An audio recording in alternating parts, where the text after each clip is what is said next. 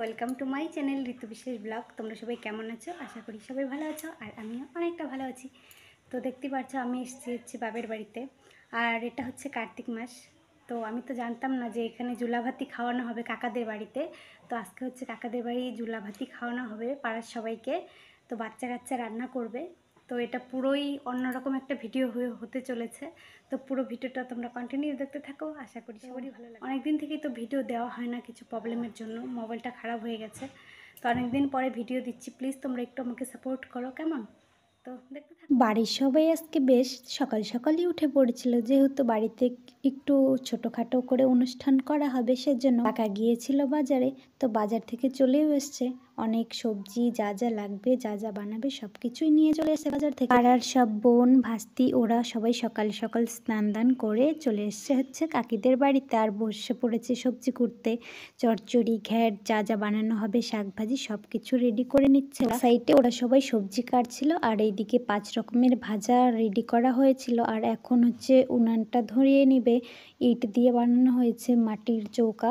তো কর্তা অনেক সকালে উঠে দুটো উনান কেটে দিয়েছে, সেটাই এখন ধরিয়ে নিচ্ছে।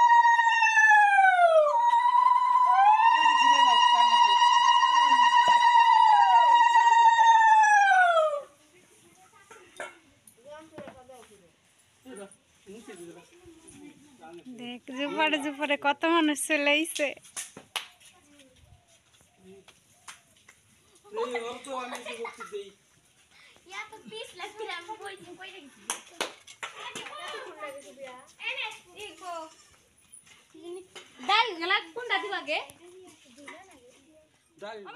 এই জুলাভাতি খাওয়ার একটাই উদ্দেশ্য, যেহেতু এটা কার্তিক মাস চলছে আর ধানও এসে গেছে, ঘরে ঘরে কাটা হয়ে গেছে।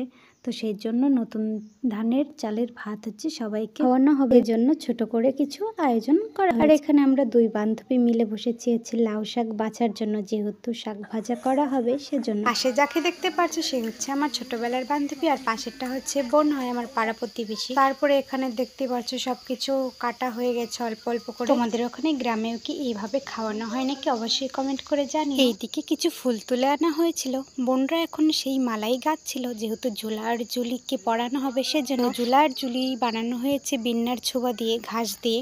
তো সেটাও আমি তোমাদেরকে একটু পরে দেখিয়ে দিব। আর এখানে দেখতে পাচ্ছ সব সবজি কাটা শেষ, এখন ধোয়াধুয়ির কাজ শুরু হয়ে গেছে। মেনুতে আজকে প্রায় অনেক কিছুই ছিল, ভাত তো ছিলই, চচ্চড়ি, সবজি, ঘ্যাট, পাঁপড়, 2 রকমের ডালও ছিল, পায়েস, লুচি, 5 রকমের ভাজা এসব করা হয়েছিল।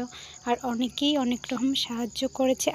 আর যেটা ছিল সেটা হচ্ছে স্নান করে তো ওরা সকাল সকালই চলে এসেছিল, জোগাড় করতে একটু লেট হয়েছিল। তো এই 11টা কি 11:30 মতো রান্না বসানো হয়েছিল। আর এই যে হচ্ছে জোলা আর জুলিকে বানানো হয়েছে তুলসী গাছতলা, যেটা বিন্নার ছোবা দিয়ে বানায়। তারপরে তুলসী গাছটাকে একটু ঘেরাও করে বেঁধে দিচ্ছে, একটা ঘর টানিয়ে দিচ্ছে, মানে ঘর বানিয়ে দিচ্ছে।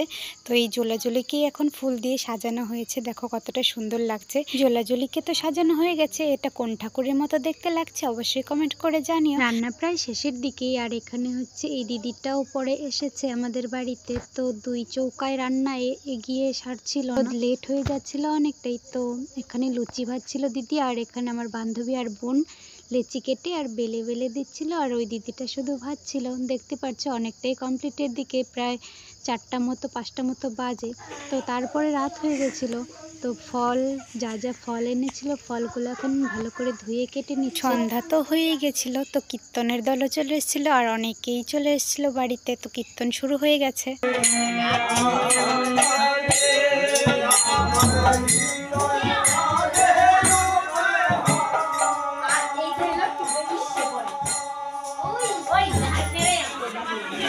কেমন হয়েছে চাকোয়া? কেমন হয়েছে? মিঠা কম হয়েছে? দেখতে পারছো ওখানে কীর্তন হচ্ছে, আর উঠানে সবাই দাঁড়িয়ে আছে, বসে আছে। ভাতটা এখনো নামানো হয়নি, ভাতটা হলেই দেওয়া যাবে।